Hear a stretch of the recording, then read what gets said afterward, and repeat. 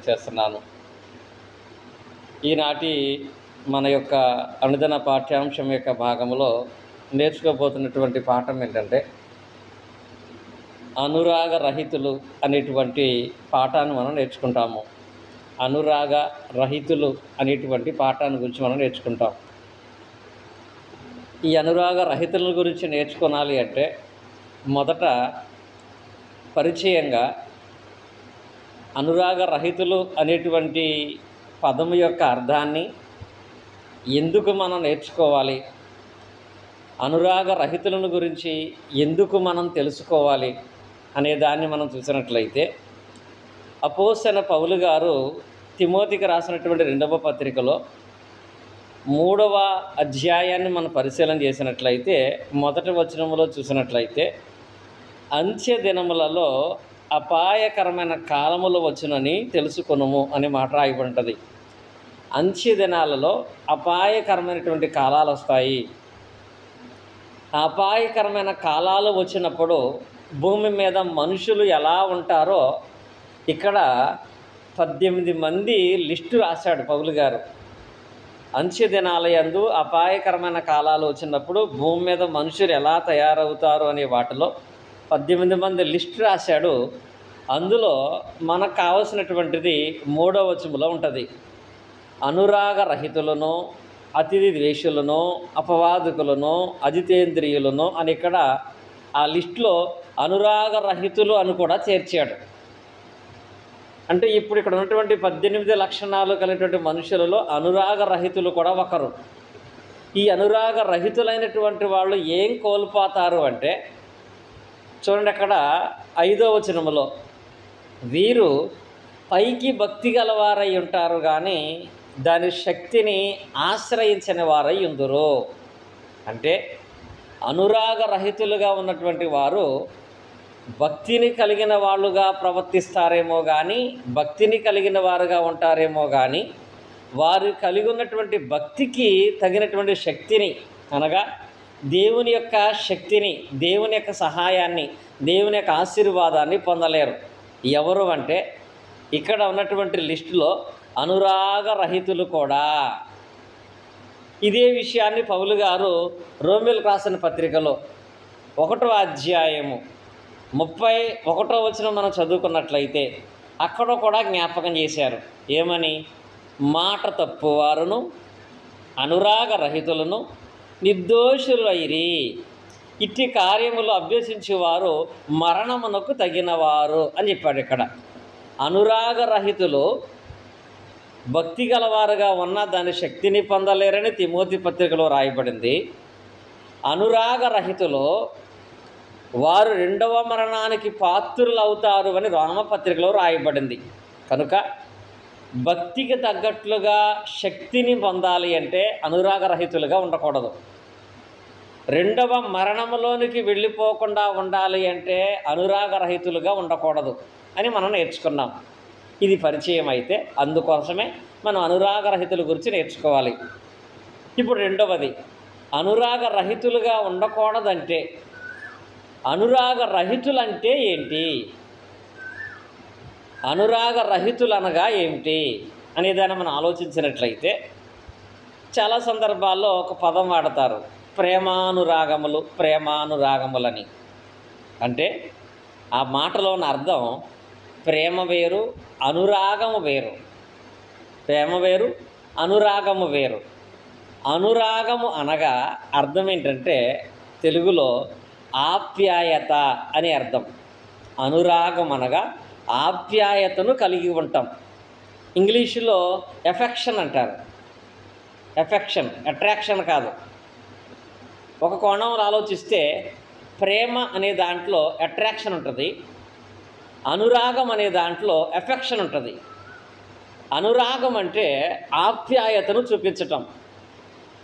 నిజంగా అనురాగానికి ప్రేమకు ఉన్నటువంటి వ్యత్యాసాన్ని ఒకసారి మీకు అర్థం అవ్వాలి అంటే చిన్న ఎగ్జాంపుల్ జ్ఞాపకం చేస్తాను. నేటి దినాల్లో చాలామంది కుటుంబాల్లో చిన్నపిల్లలను చూస్తే చిన్నపిల్లలుగా ఉన్నటువంటి వాళ్ళు తల్లి కంటే తండ్రినే ఎక్కువగా ఇష్టపడతారు. ఇంట్లో చిన్నపిల్లలు తల్లి కంటే కూడా తండ్రినే ఎక్కువగా ఇష్టపడటాన్ని మనం చూస్తాం. వాళ్ళ నాన్న రాగానే పరిగెత్తుకుని వెళ్ళి సంకెక్కడం, తల్లి దగ్గర ఉన్న తండ్రి చేతులు చాపగానే పిల్లలు తండ్రి దగ్గరికి వెళ్ళిపోవటం అనేది చూస్తాం. ఇక్కడ చిన్నపిల్లలు తల్లి కంటే తండ్రినే ఎక్కువగా ప్రేమించడం గల కారణం ఏంటో తెలుసా? వాస్తవంగా ప్రొద్దు నుంచి సాయంత్రం వరకు వాళ్ళకు కావాల్సినవన్నీ చేసి పెట్టేది తల్లి. పాలు పట్టేది తల్లి, డైపర్ మార్చేది తల్లి, నిద్రపుచ్చేది తల్లి, స్నానం చేయించేది తల్లి. కానీ సాయంత్రం డ్యూటీకి వెళ్ళి వచ్చినటువంటి తండ్రి 1 గంట 2 గంటలు మాత్రమే ఆ పిల్లోడితో ఉంటాడు. ప్రొద్దున సాయంత్రం వరకు తల్లి చేసిన దానికంటే ఆ 1 గంట 2 గంటలు తండ్రి ఉన్నటువంటి దాన్ని బట్టి తండ్రినే ఎందుకు పిల్లలు ఎక్కువ ఇష్టపడతారో తెలుసా? తల్లిది ప్రేమ. తన పని తాను చేసుకుంటూ బాధ్యత ప్రకారంగా ఎప్పుడేమి ఇవ్వాలో ఇచ్చుకుంటూ ఉంటుంది. కానీ సాయంకాలం వచ్చిన తండ్రి ఏం చేస్తాడంటే ఆ గంటలో ఆ పిల్లవాడిని కౌగిలించుకుంటాడు, ముద్దు పెట్టుకుంటాడు, సంతోషంగా సరదాగా ఆటలాడుతూ ఉంటాడు, ఆడిస్తూ ఉంటాడు. మీకు అర్థమై ఉంటుంది ఇప్పుడు. తల్లిది ప్రేమ, తండ్రిది అనురాగం, ఆప్యాయత, ఎఫెక్షన్. ఇది ఎవరైతే కలిగి ఉంటారో వారినే పిల్లలు కాదు, పెద్దలు కాదు, చివరికి దేవుడు కూడా ఇష్టపడేవాడై ఉంటాడు. అనురాగం అంటే ఆప్యాయతను కలిగి ఉంటాం, ఎఫెక్షన్ కలిగి ఉంటాం. ఇప్పుడు మనం చూసిన పాఠం అనురాగ రహితులు అని. రహితులు అంటే లేనివారు అని. అనగా అనురాగ రహితులు అంటే అనురాగము లేనివారు. ఇంకో పదం ఉంటుంది అనురాగహితులు అని ఉంటుంది. అనురాగహితులు అంటే అనురాగాన్ని కోరుకునేవారు, అనురాగమును కలిగి ఉండేవారు. అనురాగరహితులు అంటే అనురాగం లేనివారు, అనురాగహితులు అంటే అనురాగమును కోరుకునేటువంటి వారై ఉన్నారు. ఇప్పుడు ఇందులో మూడవది, అనురాగరహితులు దేవుని శక్తిని చూడలేరని, అనురాగరహితులు రెండవ మరణానికి పాత్రులు అవుతారని దేవుడు తెలియపరిచాడు కదా. అసలు మొదట ఈ అనురాగం అనేది దేవునిలో ఉందా?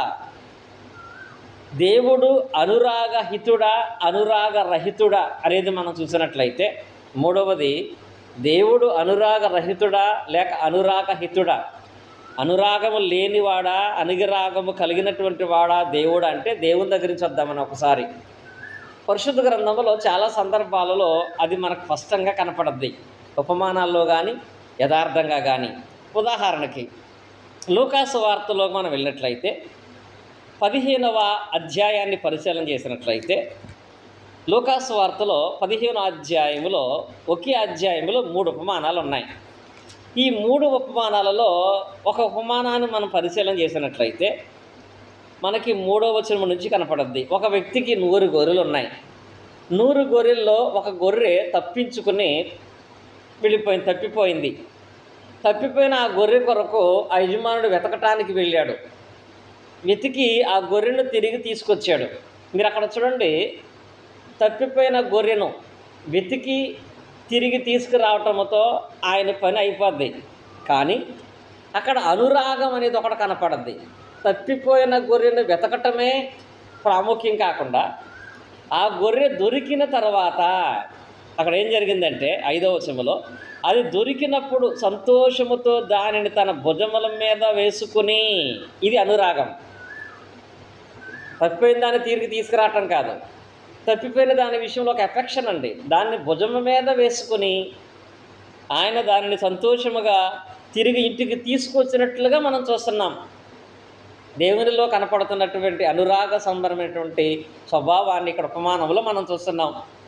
అదే ఉపమానంలో లూకాసు వార్త 15వ అధ్యాయం 20వ వచనంలో కూడా ఇక్కడ తప్పిపోయిన కుమారుడు గురించిన ఉపమాన భాగం అది.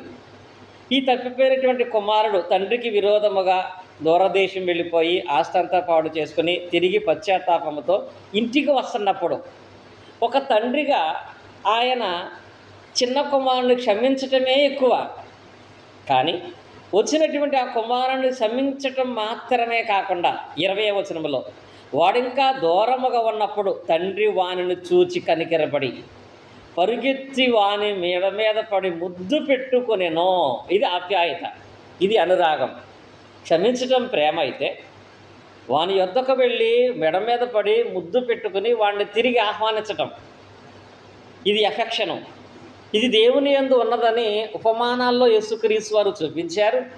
పాత నిబంధన చరిత్ర భాగములు ఇశ్రాయేలుల విషయంలో అదే మనం చూస్తాం. ఇప్పుడు ఉదాహరణకి ఇశ్రాయేలీలో అరణ్య ప్రయాణం సందర్భాన్ని మనం చాలా రోజులు ధ్యానించుకున్నాం. ఇశ్రాయేలు 430 సంవత్సరాలు ఐగుప్తు దేశంలో ఉన్నారు. 430 సంవత్సరాలు చెరలో యాతన పడుతున్న ఇశ్రాయేలీలను దేవుడు విడిపించటమే చాలా ఎక్కువ. నిజంగా వాళ్ళ ప్రార్థన విని, వాళ్ళ మూనుగు విని మోషే ద్వారా చెర నుంచి దేవుడు విడిపించి ఎర్ర సముద్రం దాటించి తీసుకెళ్తున్నాడు.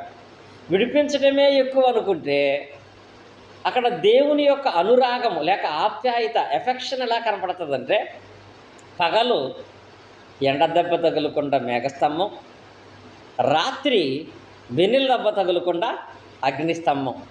విడిపించడమే చాలా ఎక్కువ కదా, మళ్ళీ పగలు ఎండ దెబ్బ తగలకుండా, రాత్రి వెన్నెల దెబ్బ తగలకుండా ప్రత్యేకమైన స్తంభాలను ఏర్పాటు చేయటంలో గల దేవుళ్ళు ఏం కనుగొంటాం మనం? ప్రేమ మాత్రమే కాదు, అనురాగము, ఆప్యాయత, ఎఫెక్షన్ అనే దానిని కూడా మనము చూస్తున్నాము. ఇప్పుడు 4వది అనురాగహితులు. అంటే అనురాగము కలిగినటువంటి వారు ఎలా ఉంటారు, అనురాగము కలిగినటువంటి వారి ప్రవర్తన ఎలా ఉంటుంది, మనం అలా ఉన్నామా లేదా అనేది అర్థం చేసుకోవాలి. అంటే చిన్న ఎగ్జాంపుల్ జ్ఞాపకం చేస్తాను. అదేంటంటే, మన కుటుంబంలో మీ అన్నయ్య కానీ, మీ అక్కయ్య కానీ, మీ చెల్లె కానీ, మీ తమ్ముడే కానీ ఏదైనా యాక్సిడెంట్ అయ్యి కాలుకి పెద్ద గాయమైంది. సరే, మీ తమ్ముడికి కాలుకి గాయమైందని చెప్పారు. ఈ రోజుల్లో అనురాగం అనేది ఎలా ఉంటుందంటే, కాలు గాయమని చెప్పగానే ఈయన ఎక్కడో తన పనిలో తాను పని చేసుకుంటూ జస్ట్ ఫోన్ చేస్తాడంతే. ఎరా ఎక్కడ పడ్డావు, దెబ్బ తగిలిందంట కదా, అలా ఎందుకు వెళ్ళావు నువ్వు అని చెప్తాడంతే. ఫోన్తోనే అతని యొక్క ప్రేమను చూపించి అక్కడతోటే వదిలేస్తాడు, ఎఫెక్షన్ లేదు. ఇంకా మరికొంతమంది అయితే దెబ్బ తగిలిందని వినగానే త్వరగా ఆ ప్లేస్కి వస్తారు. వచ్చి నిలబడి, అఫీషియల్గా నిలబడి అతని వైపు చూసి, ఎందుకు అలా చేసావు, ఎందుకు అలా దెబ్బ తగిలింది, సరే ఇదిగో ఈ 500 తీసుకుని హాస్పిటల్లో చూపించుకొని డబ్బులు ఇచ్చి వెళ్ళిపోతారు. ఈ రెండిట్లోనూ ప్రేమ మాత్రమే. కానీ దేవుడు కోరుకునేది ఏంటంటే అనురాగం. అనురాగం అనేది ఎలా ఉంటుందంటే, ఇలా ఒక గాయమైన తెలియగానే ఆ అన్నయ్య తమ్ముడు దగ్గరకు వచ్చి గాయమైనటువంటి కాలును పట్టుకుని చూసి, చాలా లోతుగా గాయమైంది, చాలా ఇబ్బంది పడతావు, చాలా బాధ కలుగుతుంది నీకు అని మాట్లాడితే ఎలా ఉంటుందో తెలుసా? ఎప్పుడైతే గాయమైనటువంటి కాలును అన్నయ్య పట్టుకున్నాడో గాయమైన వ్యక్తి కళ్ళల్లోంచి నీళ్ళు వస్తాయి. ఇది ఆప్యాయత అంటే, ఎఫెక్షన్ అంటే. నిజంగా ఒకసారి నా గుడివాడలో యాక్సిడెంట్ అయితే మా జ్యోతి ఫస్ట్ రవి గారికి ఫోన్ చేస్తే, జంక్షన్ నుంచి గుడివాడ రావడానికి 40 నిమిషాలు పడుతుంది మాకు, కానీ 15 నిమిషాల్లో రవి గారు వచ్చారు. వచ్చి ఎక్కడ తగిలింది. ఇంకా అప్పుడు అదేంటో తెలుసండి, ఇప్పుడు ఉదాహరణకి అవునా జస్ట్ ప్రార్థన చేస్తామండి, కాకపోతే ఒక 500 పంపిస్తాను చూపించుకోండి. ఇది ప్రేమ అని చాలామంది అనుకుంటున్నారండి. అంచెదినాలు యందు అసలు ఆప్యాయత అనేది లోకములో లేదు. ఇది లేనటువంటి వాడు ఏం పోగొట్టుకుంటున్నాడో మనం చెప్పుకున్నాం. అందుకే దేవుడు చెప్పాడు, అనురాగ రహితులుగా ఉన్న వాళ్ళు దేవునికి కూడా ఇష్టలుగా ఉండరు. ఆప్యాయత, ఎఫెక్షన్ అనేది లేకపోతే అలా వచ్చినప్పుడు నిజంగా మా కళ్ళలో నీళ్ళు వచ్చినాయి. తగిలిన దెబ్బ కంటే కూడా ఒక సహోదరులు ఇంత ఆప్యాయతను కలిగి ఉంటామనే దాంట్లో. మా జ్యోతికి ఆపరేషన్ చేసేటప్పుడు మా ఇంటి వాళ్ళకి ఎవరికి బాధ కలగలేదండి. కానీ ఆపరేషన్ అని చెప్పగానే సంఘ సభ్యుల్లో కొంతమంది కళ్ళు నీళ్ళు పెట్టుకున్నారు. అసలు అప్పటి వరకు నాకు బాధ లేదు, కానీ వాళ్ళని చూస్తే అంటే జ్యోతి పట్ల ఇంత ప్రేమ, ఇంత ఎఫెక్షన్ కలిగి ఉంటారా ఎవరో తెలియని వ్యక్తి గురించి అని అనిపించింది. ఆపరేషన్ చేసిన తర్వాత కూడా ఏదో గడ్డ తీస్తే దాన్ని చూసి ఒక ఆవిడ ఏడ్చేసింది, ఎంత బాధ భరించింది ఆవిడని. అంటే దీంట్లో ఏం కనపడదు తెలుసా? నిజమైనటువంటి ఆప్యాయత అనేది కనపడుతుంది. ఇది పరిశుద్ధ గ్రంథంలో మనం చూసినట్లయితే అపోస్తలుడైన పౌలు గారి యొక్క సువార్త పరిచర్యలో ఈ అనురాగం యొక్క ఎఫెక్షన్ మనకు కనపడుద్ది.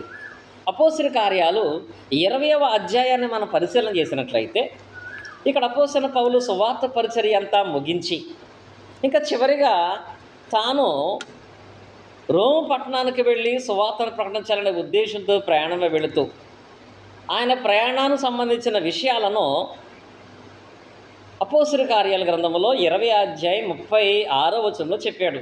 ఏమన్నాడంటే, అతడు ఇలాగూ చెప్పి, అపోస్తలుల కార్యాలు 20:36, అతడు ఇలాగూ చెప్పి మోకాళ్ళుని వారితో ప్రార్థన చేశాను.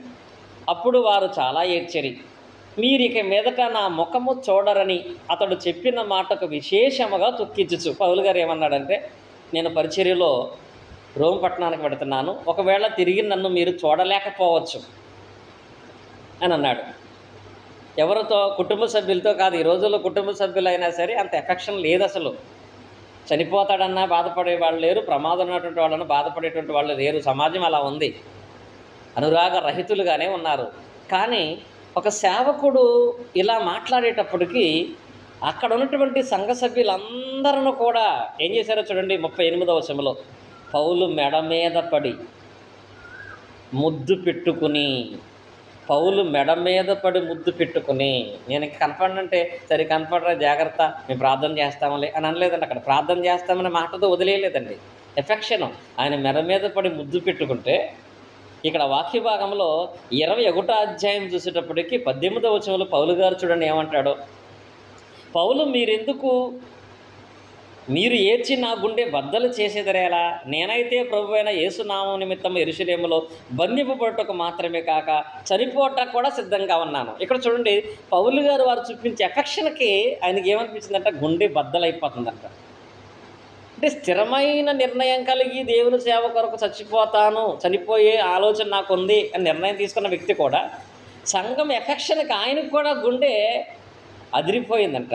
ఆ ఎఫెక్షన్ అనేది నేటి దినాలలో కుటుంబాల్లో ఉండాలి, సంఘం మధ్య, సేవకుడి మధ్య ఉండాలి. ఈ రోజుల్లో ఇక్కడ అపోస్తలుల కార్యమైనటువంటి ఎఫెక్షన్, అనురాగం, ఆప్యాయత అనేది సంఘ సభ్యుల మధ్య కనపడుతుందా? సంఘ సభ్యుల్లో ఉందా? సంఘ సభ్యుల విషయంలో సేవకుడికి ఉందా? సేవకుని విషయంలో సంఘ సభ్యులకు ఉందా? అది లేనటువంటి వాళ్ళు కూడా దేవుని రాజ్యానికి సంపూర్ణ అర్హులు కాదండి. ఎఫెక్షన్ ఉందా? కుటుంబ సభ్యుల మధ్య మనం ఎలా ఉంటున్నాం? నామకార్థంగా అలా జరిగిందా సరే అనుకుంటున్నామా? కొంతమంది అయితే ప్రమాదం జరిగిన తర్వాత కూడా వెళ్ళట్లేదు, ఆప్యాయత లేదు. దేవుని యందు ప్రేమ కలిగి దేవుని వాక్యప్రకారంగా జీవిస్తూ దేవుని గణపరుస్తూ ఉన్న సహోదరుని మీద అనురాగం చూపించినటువంటి వాడు కూడా యోగ్యుడు కాదండి. ఆప్యాయత అనేది చూపించగలిగేటువంటి వారై ఉండాలి. ఇక్కడ సంఘమే పౌలు గారి విషయంలో ఎలా ఉందండి? మరి మీ సంఘ సేవకుడి విషయంలో ఎప్పుడైనా ఇలాంటి ఎఫెక్షన్ చూపించే టైంలో చూపించారా? సేవకుని విషయంలో ఇప్పుడే బుల్లబ్బాయి గారు బండిమైలతో స్కిడ్ అయి పడిపోయారండి. అప్పుడు మన ప్రవర్తన ఎలా ఉంటుంది? అందరూ చెప్తారా అయ్యగారు స్లిప్ అయి పట్టారండి, అయ్యగారు స్లిప్ అయి పడ్డారంటే చెప్పుకోవటమా? లేకపోతే ఇమీడియట్గా వెళ్ళి అక్కడ మీరు ప్రేమతో మాత్రమే కాకుండా అనురాగాన్ని కూడా చూపించే వారంగా ఉంటున్నామా?